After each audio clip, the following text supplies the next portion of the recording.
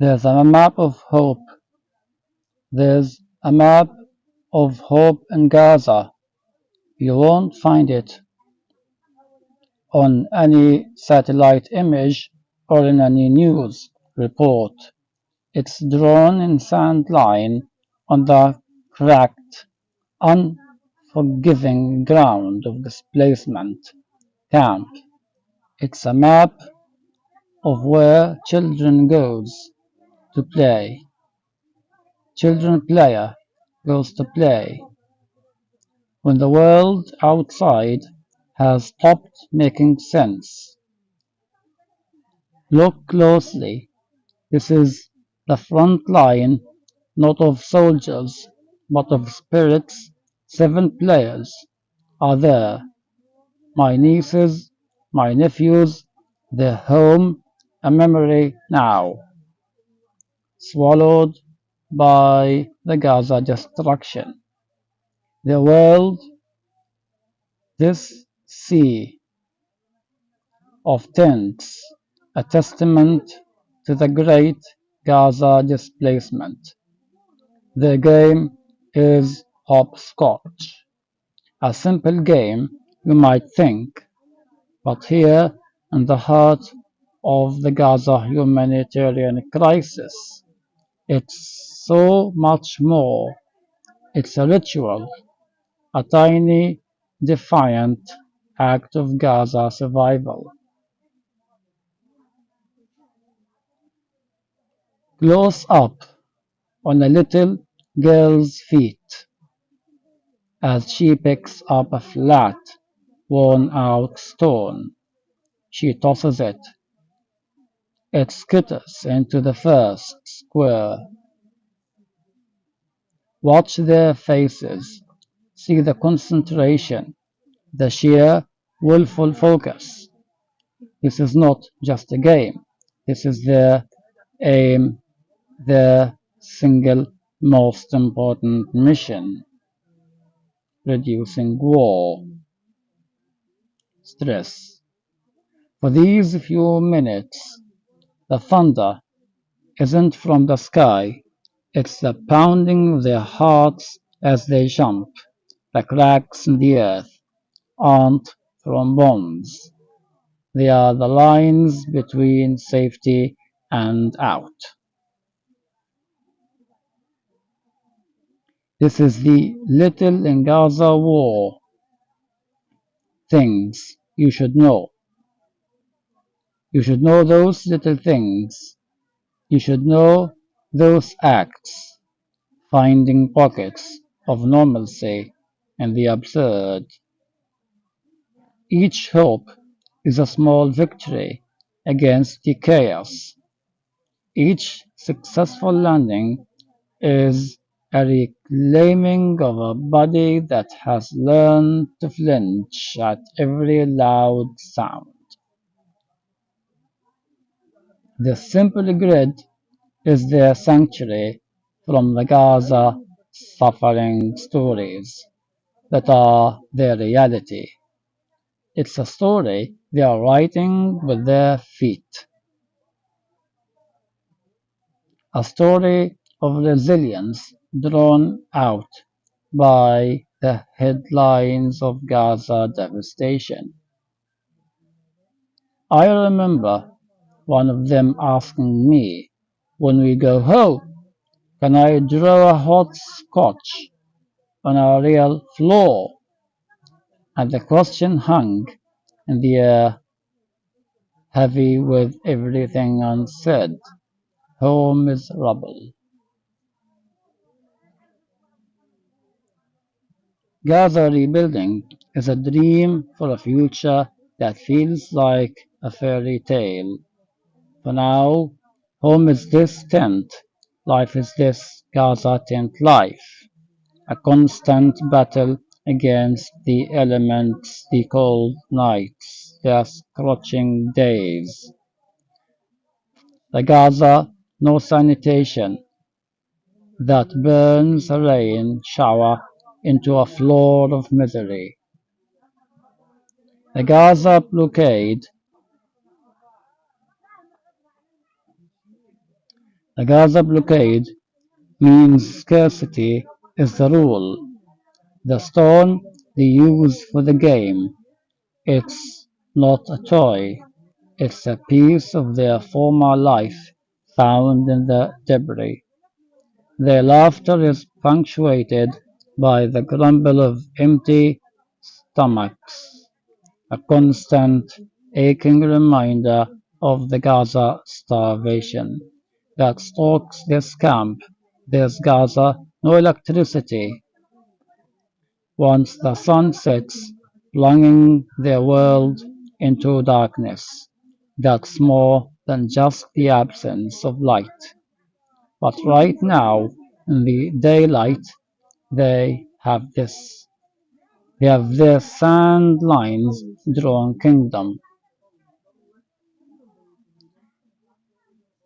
Listen to those voices from Gaza, not the one of despair you hear on the news, but the ones you rarely hear, the sounds of play, stubborn and enduring.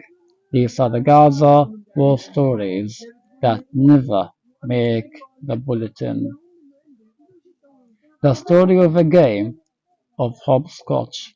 It's a story of Gaza refugees, not as a statistic, but as a children who, against all odds, still know how to play.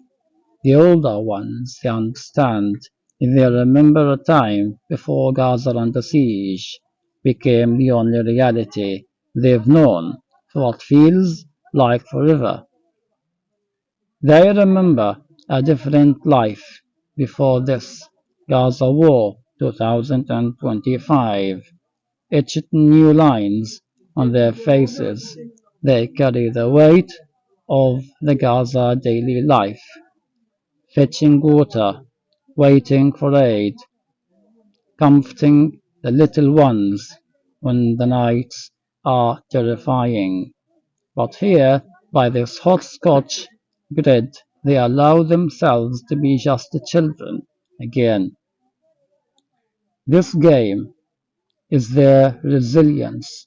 It's their way of saying you have taken our homes, our schools, our security, but you will not take this moment. You will not take our game. The world searches for Gaza news now, looking for political solutions, for ceasefires, for blame, and while they search life, stubborn and fragile, continues. It continues in the hope of a child on one foot, navigating a numbered path drawn on broken ground. As the sun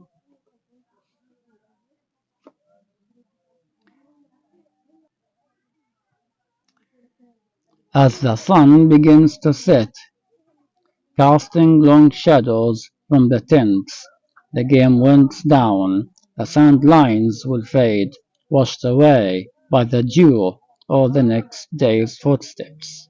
The stone will be pocketed, a treasured token for tomorrow. This is Gaza Stories Never Told, the story of a Hopscotch grid in the rubble, a map of one destruction, but of hope, a testament to the unbreakable spirit of the children who, in the face of utter Gaza devastation, continue to play. They are not just starving, they are not just hungry, but they have hopes. Their hearts, they are already Gaza rebuilding. One hope, one jump, one square at a time. As you can see, the children are playing. They try to reduce stress in the aftermath of this appalling war. Those children were terrifying, hearing bombs, hearing bombardment, aeroplanes in the sky. Their hearts were full of fears, They were not able to sleep for nights, but actually they, for the time being, start to have some sort of reduction to psychological stress. They try to forget what happened during this bad war, during this horrendous war. This game actually is the future of the hope during wartime. The 2-year-old war is bad. It reflected a bad moment, a bad psychology, a bad hope, and something bad they can never forget. Now they try to etch their future, they try to shape their future, they try to play, they try to forget everything bad. As now they gather, trying to have a smile on their faces. They are trying to play, they are trying to forget bad moments. It's something very horrible, something unforgettable. They can no longer forget what happened during this 2-year-old war. They gather, they try to be committed to the game rules. They are very happy. They try to forget bad moments of bombardment, bad moments of war. Those children are going to be the future men who are going to build Palestine. They are happy for the time being. Those are my extended family members, my nephews, my nieces, and so on. They are playing nearby the tents they live in. As you can see, those tents, they represent safety. They represent shelter after displacement. They are makeshift shelters, as you can see. It's not normal. In this normalcy, those children really try to forget everything back. They collaborate together. They're trying to win the hopscotch game. Try to compare what happens in the Gaza Strip to what happens everywhere in the world. People have advanced games, advanced electrical games, but this game is very simple. In spite of its simplicity, those children are happy to play. They lived harsh and difficult moments, very harsh, very difficult moments that they will not forget. As you can see, this girl is trying to draw borders of squares, trying to play the game once again. They are so much more active, playing, and they cooperate, they compete with each other. It's not as easy as you might have imagined during a crisis, during fears, during moments that are not easy, during difficult moments. I hope you will not forget what happens in the Gaza Strip. Please do always remember bad moments. Remember those children and remember the life they had 2 years ago. Please do support those children by praying. Pray Allah for those children to compensate them with all bad things happened. Please do send financial support for those children as a compensation to bad moments they had. Now consider those children as your children. Consider them as your sons and daughters. Consider them to be your extended family members and remember to send in financial support for those children. Please remember and compare children of Gaza to other children in many different parts of the world. You can find out there's a big difference. Please remember this difference. Please recognize those children and pray for them to have a better future. Most importantly, though, and on the basis of what has been mentioned so far, they wasted 2 years of education. They did not have education for 2 years. For 2 years. It's a long period of time. It's not as easy as you might think.